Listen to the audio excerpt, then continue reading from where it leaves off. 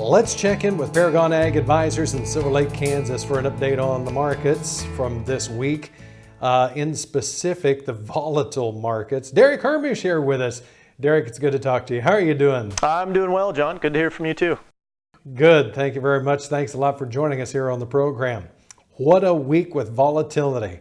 We saw the hog market touch limit lower 2 times during the week. My goodness, almost 3 times really, if you take into consider what happened on Thursday. It just seems like here lately there's been a big increase in volatility. And it's not just in the livestock, it's been the grains as well. Can you speak to that volatility and what that provides? Because I know that a lot of producers get upset over the volatility. A lot of end users watch this volatility and try to position themselves to be ready for it.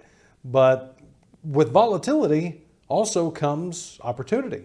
Yeah, and I mean that is the viewpoint I guess I have, and generally we take, the greater the volatility, potentially the greater the opportunity. And it can be the greater the volatility. I mean, you can be left behind if you don't seize on it. But those that are, whether it's the producer side, the farmer side, or the end user side, where your business owners, I mean that's part of your objective is finding those opportunities. Whether it's in the markets or more likely maybe just from the production side, identifying them and seizing on them, and making your business better. And volatility offers that. Now you can still have opportunities in a flatter market, but with volatility comes both the positive and the negative, whether from the end user side or the producer side. But if you look at it from the producer side, higher prices to sell is the opportunity. And usually, what volatility means isn't just, up, down, and that's it. You have, a string of those opportunities, and we have had them, this year. If you're looking at it from the producer standpoint, to sell into some higher prices, it's nobody says it's easy if you don't have a good feeling about what you got out in the field and everything planted late this year. I mean, that's why the opportunities are there, but to still have them, is better than not. To have a market only make it up to 405, 410, and just kind of flatline or go dead into harvest, and not have anything that you can really seize on to feel good about. So certainly greater volatility, greater the opportunities. Certainly greater the frustrations when there's going to be some movement, and you're not always going to agree with the move that it's making. That's a good point. What you talk about volatility, we're going to have that volatility on August the 12th when we get that next kind of a resurvey, if I can call it that, out from USDA. How does a producer plan for that kind of stuff? That's going to be a wild card because it could go either way.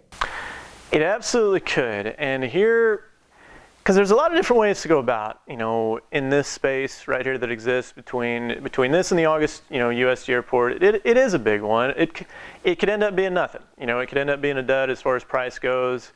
But identifying, where you're at, have you seized on these opportunities that have been here to this point? And if you've been real aggressive about it, maybe it is worth taking a look at covering your upside, because the answers to these questions for the crop this year, they're not answered yet. It's not solved. It won't be solved after that report. It might be a little bit clearer, but even then, there will still be plenty of haziness until we actually get through the harvest.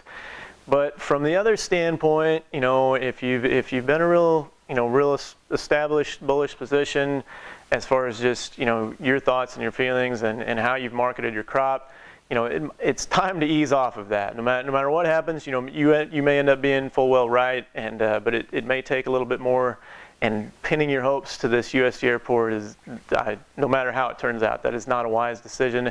How you go about, from a marketing standpoint, managing that risk, it really does come down to the individual, because with the drawback that we've had in price, it's a tough spot to say that, well, you ought to give up now and make some sales and get hedged when we've, drawn down 60, 70 cents off the highs. I don't know that is the best course of action, but certainly, identifying where we're at, there are reasons on both sides where we're at, and, re-examining your position, your stance, and being open to an either or, after that USDA report for what we could potentially do. Keep your mind open.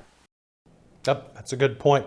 One of the things I found interesting this week also was the fact that the feeder cattle market really could do quite a bit of work up here in this 156, 158, I'm sorry, 146, 148, maybe even 150. Just didn't seem to have that initiative, even when we saw corn starting to pull back a little bit, which was a little bit surprising as well. I've only got a few seconds left here, but I do want to ask you if somebody has questions about marketing or positioning themselves, how do they get a hold of you folks at Paragon? Best way is to give us a call. You can reach us at 888-452-8751. Otherwise, you can visit our website. That is myagadvisor.com. All right, Derrick, thank you very much. Derrick Hermesch with Paragon Ag Advisors in Silver Lake, Kansas here. Be sure and contact them. We're going to pick up where we left off on the other side of this break. Stay with us. We'll be back.